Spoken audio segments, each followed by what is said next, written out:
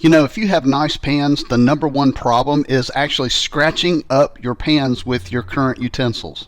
These wood utensils from Woodenhouse, they don't leave a mark. When I was researching these wooden utensils, what I saw was that everybody was raving about the quality. These are made from real teak wood, so they're going to feel superior and solid in your hand. They're not going to crack, and you're not going to get weird splinters like those cheap bamboo utensils do. Plus, they look awesome on your counter, and they're not going to scratch up your non-stick pans. Hey, this might be the last set of utensils you'll ever need. I also like to look at the reviews and see if a product has any downsides. I did see that some customers noted that there was some color inconsistency. On my set, I did notice there was a slight color difference between the utensils and the holder, but that didn't bother me, and they look great on our counter. Are they worth it? Well, for the money, heck yeah.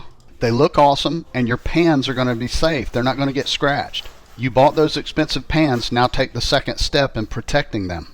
I consider this wooden utensil set a buy.